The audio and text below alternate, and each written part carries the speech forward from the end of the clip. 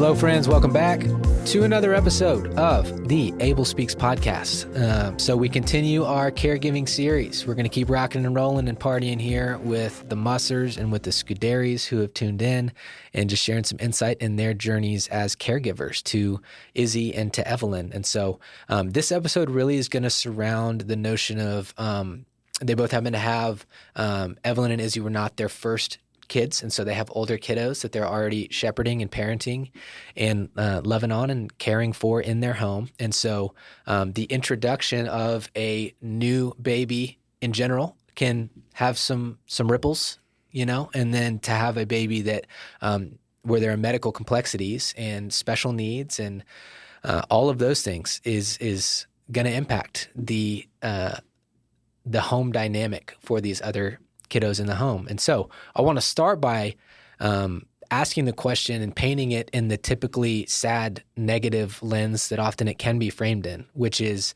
hey, this, my doctor or somebody kind of had asked, hey, is this going to essentially like negatively impact or ruin my other kids and hijack their world and their life? And ultimately, the introduction of this kid, is it going to be a net negative instead of a net positive? And so would love for y'all to speak to just high level what the journey has looked like so far in caring for and parenting your other kids while also parenting Izzy and Evalyn. So whoever wants to jump in first. I would say, just to be blunt, like absolutely not. I feel like, Evalyn, as difficult as it has been on our family, has been like one of the most positive things that we've had. Just family time and, just our girls' enjoyment and love for her and just every minute that they spend with her. I literally argue about who's going to hold her on the couch. Even to this day, they get mad about who gets to go first. And so, I think if you gave them the opportunity, like if you gave them the choice, they would say no. Like they would say they want their baby sister there no matter what because she's the best. That's awesome. How about you guys, Mussers? I agree. No, to be short and brief. I had a psychologist say recently to me as I was processing this topic, say, most of our kids in the American culture right now probably aren't suffering enough. And there's a level of hardship that comes along in a caregiving home that is actually developing a level of resilience and compassion. And he said, you're going to have really, really good kids because of this journey that you guys get to walk together. Mm-hmm.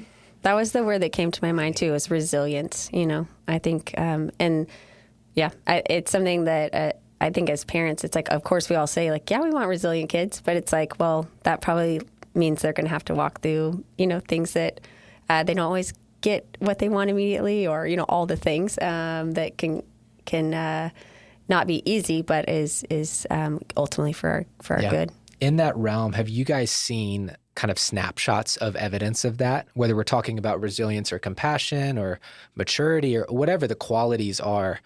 What have you noticed in your other children as you've walked through this caregiving journey with their youngest sibling? Two things. My oldest, her heart has grown by the volumes. And when there's kids who will point out Evalyn's differences, she's very quick. Hey, that's not very kind. She's just made different. God made her different. You really shouldn't say that. And so she's kind of taken on this little advocate leadership role in that aspect. And then she is so quick to want to learn all of her equipment. And she walks around like she's this tiny little nurse, and she wants to help with all things Evalyn. And her heart is completely on her sleeve, because when we meet new families or we walk with other families and something happens, immediately at bedtime, she's praying for that baby. She's praying for their family. And she's like, and for the longest time, her prayers at home were, please let all of the babies that are sick in the hospital get to go home with their families. And it's made her a very well-rounded and sweet, emotional kid. She also tends to give I guess, science and nursing lessons to all the kids at church. She's Yes. like, this is a G button. This is Evelyn's oxygen. This is Evelyn's feet pump. This is what this does. That's amazing. It's awesome. A little nurse in the making. Yeah, I would be shocked if she wasn't. Yeah, to echo that, we've seen the same in our kids, and there's a learning curve to that early on. I remember Eliana just getting really upset because the plan had shifted again, and now I was dealing with Izzy instead of doing the thing that we were going to do, and so she was just like, "I hate having a G-tube baby," and it was this moment of like being able to get on her level to be like, not everyone gets to have a G-tube baby, right? And now we have this opportunity to love and care for someone in this very self-sacrificing way. And for her to learn that as a 3-year-old, I mean, we've seen that now as she's 6. I was just at a family reunion, and it was just evident, like her awareness of other of her cousins, like some baby cousins crawling around, and she was the one who was very much like keeping up with them in a way that like the other cousins were just kind of scattering. And it was really cool just seeing like how this awareness of other people and the needs of other people. And yeah, it is really cool how they just like adore Izzy, but that also recognize like, oh, this cousin was crawling on me, and like Izzy doesn't do that. And there's kind of this tension with both of those things. So last question, as y'all speak to things from the vantage point of your kids, is also just speaking to the tension that I'm sure can be there at times of the push and pull of, hey, I am a parent still to these other kiddos and these toddlers and kids that have their own wants and needs and demands and unpredictabilities. And so you compound that and combine that with the ongoing needs of caregiving. Could you speak to, just for a second, some of the tension that you can feel there of being a parent to young kids while also being a caregiving parent to a child with special needs? Yes. The phrase, I haven't had enough mommy time, comes up often. And certainly that happens in any family with kids, or daddy time, whatever, either way. They have Parent too time. much daddy Too time. much daddy time in our household. He's the homeschool teacher. So that weighs on me really heavy, because they're exactly right. They don't. They get less mommy time than if we didn't have Izzy. And so I spent 10 days with Izzy having RSV, kind of back in her little hospital room over the Christmas holiday, for example. And they hardly see me. They hardly saw me on Christmas Eve or Christmas Day. And it's this constant battle of wanting to be present with them, and also having very real, in your face needs that Izzy has that take priority and precedence. And so David and I have taken some initiative over the last few years, and we're constantly learning where to be really intentional with the other kids. And the things I'm saying yes to means I'm saying no to something else. And so where do I need to say yes right now, and where do I need to say no? So it's a growing process, a learning process for sure. But it's been really cool to see how special the even 10 minutes of extra mommy time that the older girls get to have with me. It's like they don't take that for granted anymore either. They want to hold me tighter, and we want snuggle time, and taking those few extra minutes at bedtime is like quality over quantity for mommy time, So that's an example in our household of the tension in parenting and being a caregiving parent.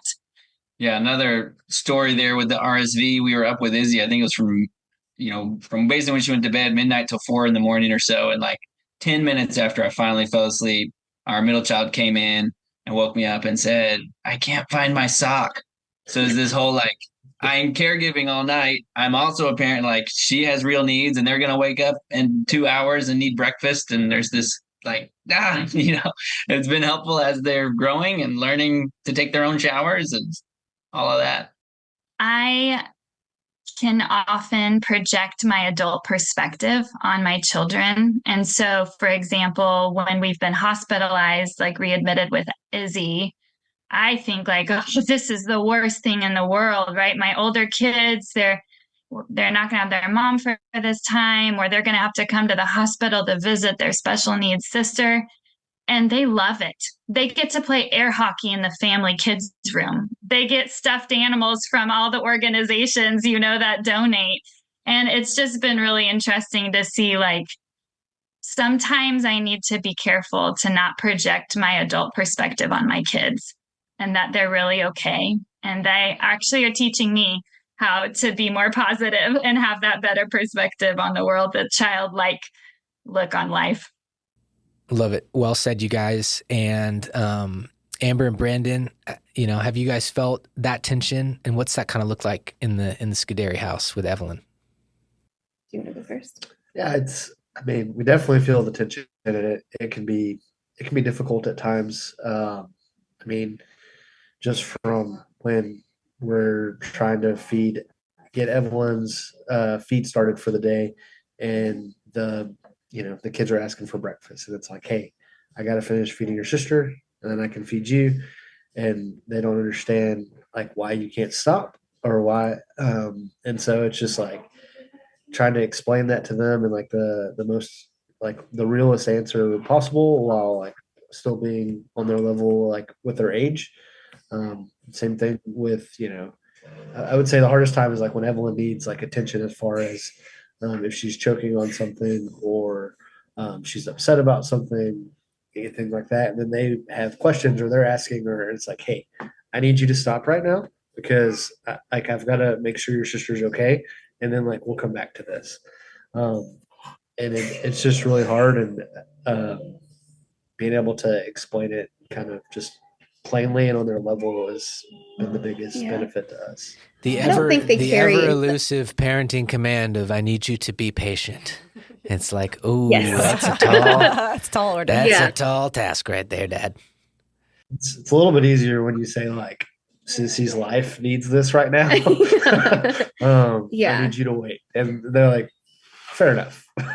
But they've kind of learned and kind of adapted to, well, they'll see that Evalyn really needs immediate attention, and they're like, okay, hold on. And they'll go sit down and they're watching, or they'll try to figure out a way to help. And and then to echo what the Musser said, like, yeah, that intentionality with your time, it matters. And they give hugs deeper. They love a little more deeper, and they appreciate, those 10 minutes to go snuggle. Like, it's not something they always get, but they've also learned and adapted in being more vocal of their needs, where I think they didn't used to do that. And now they're like, hey, I really need this from you. Can you please do that for me? So it's, now that they can articulate those needs, it kind of creates a more of a gut-wrenching battle between parenthood and where you need to spread yourself. Yeah. The thing as I'm listening to both of you share, that comes to my mind, that is a place where we can probably land this episode, is just the way y'all are talking about it is very much your family units, and the introduction of Izzy and Evalyn into them has made you guys a team. And there's a sense of, hey, they get that they have a role to play. On their best days, they're eager to play that role, and they want to jump in and, oh, here's how we can help. And what a priceless gift that is to your family units. It's something that I think any parent and any family would aspire to, and like, oh, that's an aspirational value, that we would work together like a team, and that we would value each other, and that we wouldn't look at each other, even though it's tempting sometimes, as like, a competitive, oh, well, you're pulling this away from me. And, what toddler doesn't do that, whether we're talking about fighting over toys or whatever the trivial examples could be. But just the fast track, and I'm going to spend like the next week of my life thinking about the line that Katie had said of, hey, it's probably true that most kids these days don't suffer enough, and go listen to that in context. But, man, the lessons gleaned not only from the perspective of the caregiving parent, but of the big brother and the big sister, are profound, and we have barely scratched the surface of them here. But any thoughts that you would button up with? Yeah, I think it is I'm really excited for people to get to hear from you guys, because I do think, especially once you, even if it's an expecting family, as they are getting a diagnosis, I think that is a fear that they are like, how is this going to impact, our other kiddos? And so I think being able to hear the truth, which is like, man, yeah, there are elements that make it more challenging, but we actually see that as like a gift to them long term, and ultimately it's building their character, I think is something that I hope will encourage our listeners, and or even if it's a medical provider listening to this, I hope that provides a little more guidance and counsel that they can give when they're trying to walk with their patients and families through a diagnosis like this. So I think it'll be a huge gift, and we're really grateful for you guys opening up and sharing what it looks like, a day in the life in y'all's home. Yep. That's it for this episode of the Abel Speaks podcast. We're excited to continue the conversation with more caregiving episodes to come. So tune back in. We'll catch you next time.